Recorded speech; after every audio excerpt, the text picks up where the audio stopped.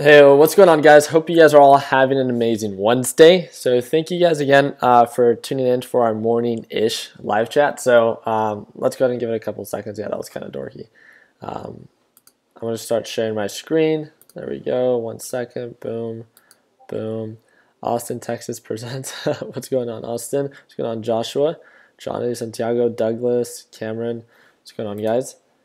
So let's actually reverse this morning-ish. I like it. Hello, good morning. What's going on, Colleen? What's up? What's up? So hope you guys are all having a great start to your morning or afternoon, wherever it is that you guys are around the world or the States. So, hey, what's going on, guys? What's going on? What is this? Chikozy? What's up? What's up? Raul, John, Ed. I like it. Oh, 6:30 a.m. Hawaii time. Wow. That's definitely early. Let's go ahead and I actually wanted to dedicate this time. I'm not trading anything today. I was feeling like really tired in the morning, and you guys saw that like I had like some allergies. No, and it wasn't even really like the allergies. It was just like a long night and stuff like that. So if I wanted to dedicate this time, just since I ended up not taking a position, I want to follow up with any trades that you guys want me to break down. I want to break them down for you guys. So this is kind of just going to be like an all you type of thing. So if you guys want me to break something down and want my own thought process or my opinion, feel free to share it, and we'll do 20-30 minutes of just straight breakdowns that you guys see value in, and let's do it. So reporting live from the gym.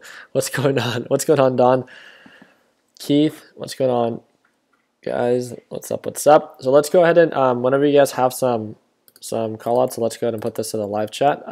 If you guys have anything that you guys want me to break down, feel free to share it. I'd be more than happy to break it down for you. So can you take a look at drip? Yeah, so I had quite a bit of people that talked to me about drip yesterday because of the different positions that I took. I called it out yesterday. I thought I did, that it was a day trade position, and I showed you guys every time that I went in and went out, right, and then covered profits and stuff like that. I think it was Don that followed up with me, because I think me and Don took like a later position. And I was able to cover profits, but the profits were so small on that second time. I think it was both me and Justin that were in on drip for the third time, and it was very minimal. So I'm really happy to hear that we're able to get out of it as quick as we did, just due to the drop that it had during later hours. And it's usually within the first 2 to 3 hours that I'm pretty much done trading, just because also the volatility of the overall market really, I think the overall volume and demand, in my opinion, based on my trading experience, within the first 3 hours, that's usually when I like to get most of my trading done. And it looks like I ended up peaking out to about 867. That's much higher than that I was able to capitalize on or anything like that. So it ended up pushing up pretty aggressively, right, pretty high, and ended up pulling back, dropped all the way down to lows of 678 as of today. And it's trying to show signs of an uptrend pattern. This SMA line is really acting as a resistance. Guys, this is the most important part, that if you guys made the mistake of holding it, right, there is no question that I think that it can recover to a certain extent, maybe to around 760 or something like that. But you have to see, when it has these drastic sell-offs, it tends to recover, and then it recovers for about 1 or 2 days, and then again it continues the sell-off. You have to take into consideration of it's been showing signs of a continuous downtrend, right? It's been showing signs of a continuous downtrend. So with that understanding, what would make sense on it's just, especially if you're just getting started, this just would not be the best, I think, position to take, in my opinion, especially if you're looking at something to swing trade. For a day trade, especially when it has these huge drops, just like we were able to capitalize on yesterday, when it has sudden drops, yeah, it definitely does make sense for a potential reversal. But other than that, I don't see too much value in trying to swing trade something that has been showing so much signs of a descending pattern. So kind of what I would expect is, if we do this 20-day analysis, the reason that I'm doing this 20-day analysis is because we talked about it yesterday, and it's when it got rejected, right? It's when it got rejected by this SMA line, and it's been rejected by that SMA line before. I could see this thing trying to push back up and then end up getting rejected at around $8 to maybe $8 and 20, 30 cents, something like that, and then it continuing that descending pattern. For all those that were able to invest in Gush, again, Gush has been showing signs of a non-stop continuous uptrend pattern. If anything, although it's not such a good deal, right, it's showing signs of it being way on the overbought side. It hit almost all-time highs today, right, on this 180-day chart. We could do this 1-year chart, and we could see that it did hit 52-week highs. it's doing something that it normally hasn't done before, and that is great for those that are investing in Gush. You guys also need to take into consideration that it is very overbought, but as long as it continues to validate this uptrend pattern, then that's all that really matters, right? And as of right now, Gush definitely does look overextended. There might be a potential pullback that it might, offer just because of how hard it pushed within the past 24 hours. But I would keep a very close eye out for, if Gush if Gush ends up getting rejected, then Drip might make a good day trade. But again, not a good swing trade in my opinion. Not until I would see that Gush drops below $30, and that's what we've said from the very beginning. So yeah, let's go ahead and see if there's anything else that you guys want me to break down. So I think Gush keeps pushing up. So RTRX, yeah, quite a bit of people reach out to me about this specific ticker. So RTRX pushed up very nicely today, 4.87%. We did talk about this one in our Sunday Stock Talk. We did talk about it yesterday as well. And it doesn't even matter, what I want to say is that we saw value in this one because of the ascending uptrend pattern, right? I think that's very easy to see, right, on why it is that we saw value and where it was. People got a little scared of this one when it pushed up and then got rejected and then started to consolidate again. And again, this is why it's so important to understand the pattern. First of all, if you're in it right now, watch out for this SMA indicator as it might be acting as a resistance. And then you just have to take into consideration the remaining margin of profit that it has to offer, which is about 7%. And it's just, do you think that it's going to continue the rally right away? Because of how aggressive it pushed up, I think that it has potential to push up, pull back, and then continue that uptrend pattern. So congrats to all those that were able to capitalize on RTRX and that saw value in it and that were able to take a position and that understood the pattern so well that just because of that pullback, they ended up not cutting losses, but they ended up just understanding that it was a pullback and there was still no break of pattern. So yeah, congrats to those that were able to trade that. So what do you think about CPG? I thought CPG was way overextended. Okay, so CPG is still showing signs of a downward pattern. It tends to do this like when it's descending, it tries to catch at the SMA line and stuff like that. Yes, it did break above the EMA, but is it actively trending up above the EMA? Just a one-day confirmation doesn't mean anything. If it starts to really start showing signs of a curling pattern, the candles start to build up, and then it continues to make higher highs, then yes, but as of right now, no. Let's see. ERX. So ERX is showing signs of an uptrend pattern. I think this would be something very similar to Gush itself. It's showing a very similar pattern to Gush and a lot of the consolidation that it had and how it pushed up to $40 and stuff like that. I do think that it is overextended. It's not such a good deal right now. I would wait a little bit more for a pullback, but that's just going based on the technicals. I know absolutely nothing about this specific ETF. AVGO, let's do it. AVGO. Oh. So AVGO showing signs of a descending pattern. You can see this with this descending EMA acting as a resistance as it has multiple times.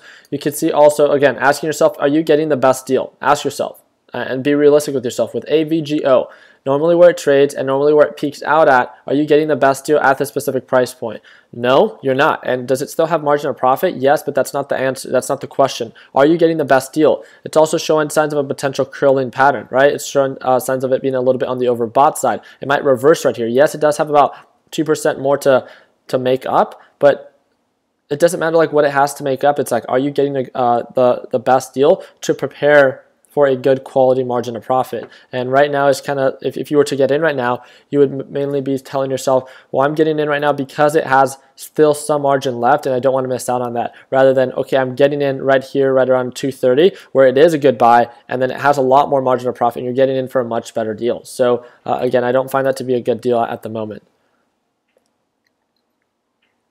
Covered 11.92% on Gush this morning. Happy Wednesday, man. Wow, Danny, you are having an amazing morning. Gush was terrific this AM. I like that. I found IONS, pharmaceuticals. Yeah, so I think we've actually talked about that one before. So IONS. So I have no alerts. It's showing signs of a descending pattern. It is showing signs of a potential reversal. So again, it's just, there's a risk that comes with investing in something that is descending like this. There's a high risk of it still showing signs of a continuous downward pattern. The overall volatility can be pretty aggressive. It's just, I just don't think that with the pattern itself and the margin of profit that it has to offer, there's much more consistent patterns that offer the same, if not more, margin, and that are much easier to understand. Got out of Gush at $38, but still in UWT. Let's check out UWT. So UWT definitely is showing signs of it being a little bit more on the overextended side. If I'm not mistaken, DWT is the inverse ETF, and that's showing a strong downward pattern. So UWT is showing signs of it being a little bit more on the overbought side. I would just kind of watch out for a potential reversal. The MACD indicator is still peaking out. It's still showing signs of an uptrend. Yesterday, it showed signs of a potential rejection, which is kind of like iffy, especially as it's getting closer to this $40 price point. It would make sense on why it would start to reverse back down if there's no active catalyst that would drive or continue that uptrend pattern. So AGEN, yeah, I think we've broken that one down every single day. Again, not actively trending up, right? That's why I have my alert set at 380, at 390 to get a better understanding on when this starts to actively trend up. So as of now, it's not actively trending up, so there's no reason to pay attention to it. So SGH. SGH showing signs of an uptrend pattern. I find this one to be a little bit more attractive. We could see somewhat of a resistance at around $45, another one right around $50. So that's something that we can take into consideration, right? And then the other one around $55. So about every $5 it tends to be a support or resistance, and it's approaching 45 right now. So I would wait a little bit more for a push up or a pullback, and then as it continues that uptrend pattern, as we know, pullbacks are a characteristic of the specific stock itself. So good call out.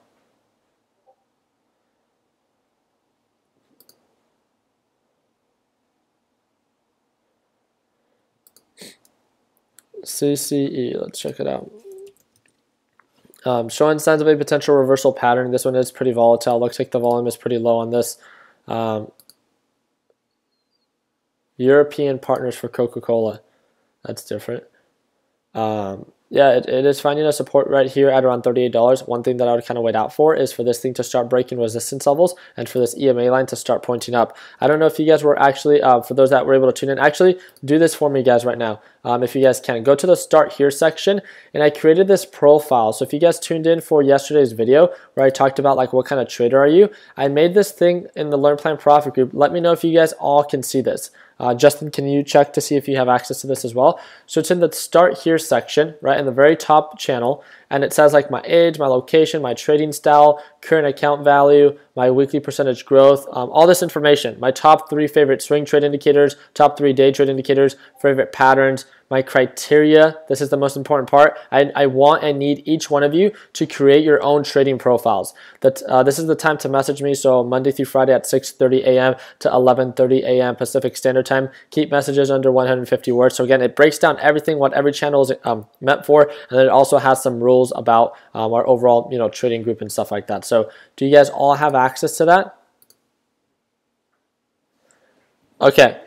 Perfect. I just want to make sure that you guys could see it because I know you guys can't message in there, but I want to make sure that at least you guys could see it. So that's just for all those that anytime anyone has any questions about like what the trading groups or something like that are for, or like what EMA or what are my favorite indicators or what's my account value, then I'll continuously update that specific kind of Start Here profile. So I hope that can assist and filter out a couple of the FAQs that we get.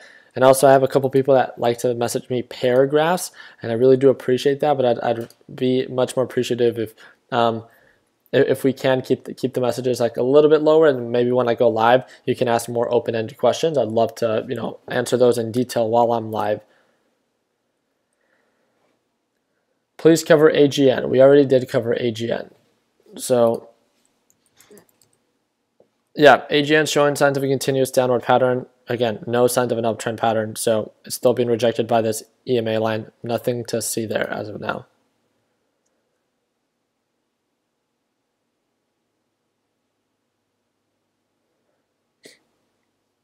So LABU is taking off. So that is actually one that I followed up with today. I saw a lot of people talking about was it LABD or what was it? Also, I just want to make sure that you guys understand that the SMA line tends to act as a resistance. It doesn't actually have to hit the SMA line, as you can see based on previous patterns. So make sure that you understand that it's approaching its resistance and it might begin to reverse. Please take that into consideration on why you might want to begin to cover profits. Just food for thought, right?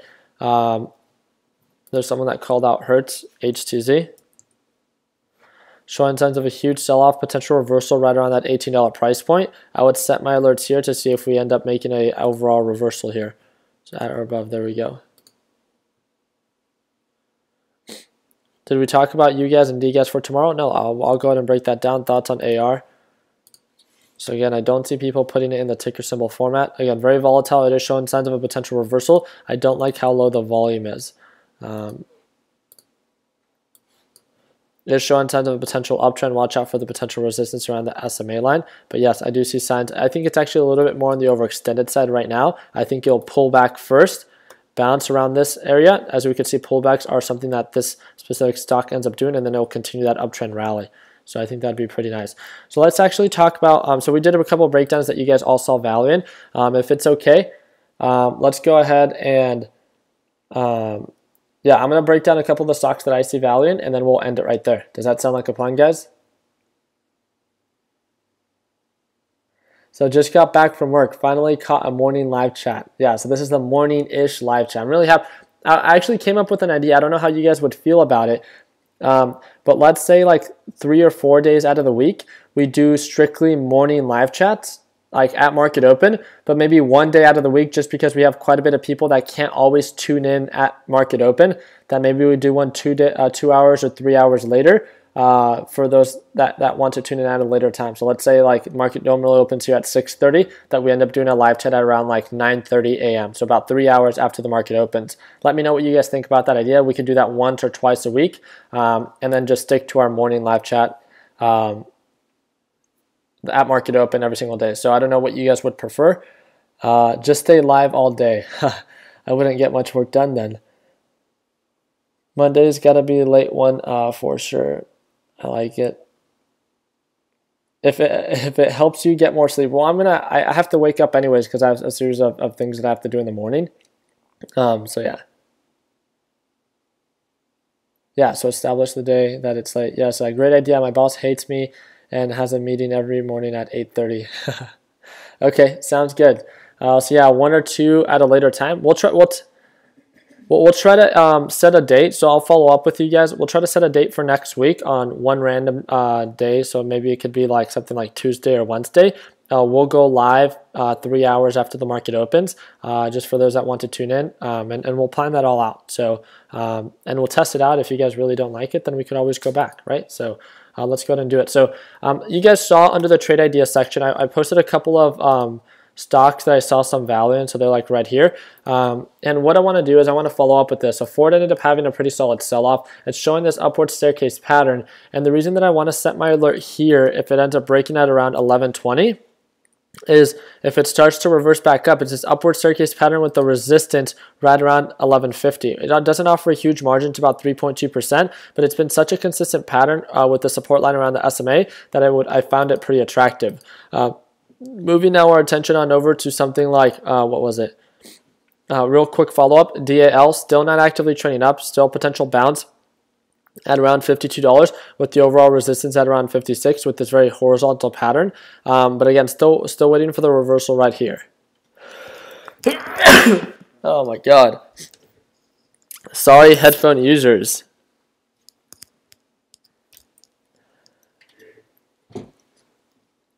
Let's see. Let's go ahead and talk about TMUS. So this is T-Mobile. I talked about this one in the trade idea section. Overall support at around $55. Overall resistance at around $65. I have my alert set here at around $56.50 once it starts actively trending up above this EMA line. And that's exactly what I want to see. I want this EMA line to start pointing up rather than it pointing down. So I do think that right now it is at a good buy, but it's not showing any signs of a reversal. So if I were to go in right now and take a position, I run the risk of TMUS continuing to descend, and that's not what I want to do. So again, let's be patient, let's wait for the reversal. Even if you want to wait till it breaks around $57, $58, just look at all this margin that it has to cover, over 10%, even at that point. So I do think that TMUS does offer a lot of value, but we need to wait for the reversal first. So that's just something that I want to take into consideration. PTN was also another one called out, very close to the support line. It had an experienced a pullback today, so I find that to be pretty attractive for a better entry. Now we just need to wait for a bounce for this thing to continue to push back up and be able to cover some of the margin that it has left to cover as well. So looking at UGAS and DGAS, looking at the overall pattern and how it's currently trading right now, I see DGAS showing more signs of a peak formation. Do you see this curling EMA?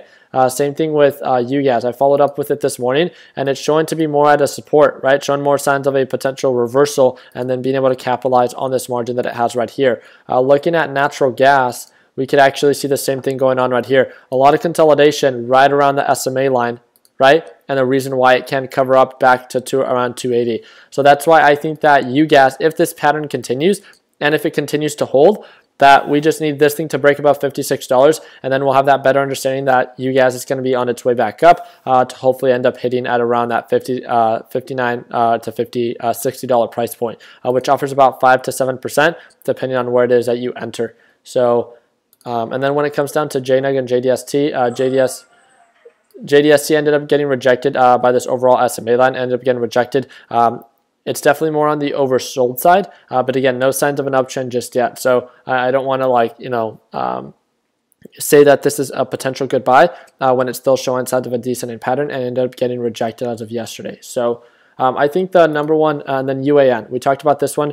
UAN, again, very close to the overall support at around $3. It pushed up yesterday, pulled back today. Still holding above this EMA line, as you guys can see right here. It has this range from around $3 to $3.80. And this is one that I would feel comfortable taking like maybe a $500 to $1,000 position just because of the potential for profit that this thing has to offer. And I could always add more to my position as it continues this uptrend pattern. And because the pattern is so consistent, I can cut losses when there's a breakout pattern. So it's going to be very easy for me to be able to decide that. So, and that is really just it. I see, just to wrap it up for what it is that potentially see value in for the next couple of days. I think UGAS, if it breaks above $56, that one might offer a good short-term potential. Also, I actually didn't follow up with it. USLV. USLV ended up pushing up to highs of about, what was it, 1020 today? It ended up getting rejected and it pulled back. But again, it's back above the EMA line. So I do find that to be very attractive as long as it continues to hold above $10. So it's back in the game of something that's actively trending up. So that's why I'm going to move my attention back onto that one. So I think I'm going to keep a very close eye to something like USLV, something like TMUS, right, T-Mobile, and something like UAN and UGAS. So those are going to be my number 4 watches for the next days that follow. And PTN also offers pretty decent value as well. I think the patterns are pretty consistent, so it's just something that we have to follow up with. Man, look at this. I'm just smiling. That is hilarious. So that is pretty much it, guys. I like it. I like it. Let's see how we all... what do you guys think about the breakdowns? Did we cover everything that you guys wanted to break down? So tick symbol UAN, support $3, resistance $4. Exactly, Jason.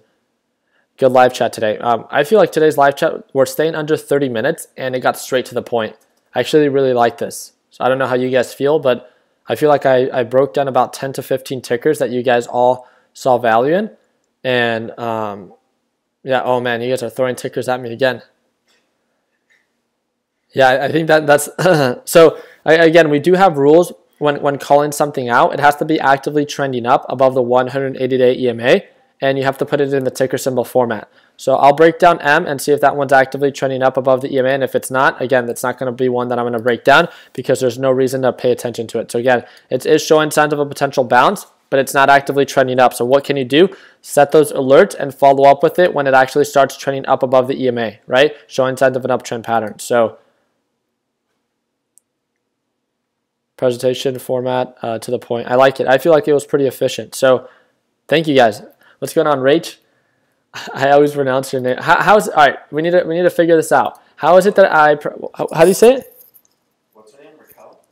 No, it's Rachae. Rachae? Rachel? No, it's Rach. I thought it was Rach. Shay. Shut up. That's not how you say it. Is that really how you pronounce your name? Did you do CY? Let's see. I did not break down CY. CY showing signs of an uptrend pattern.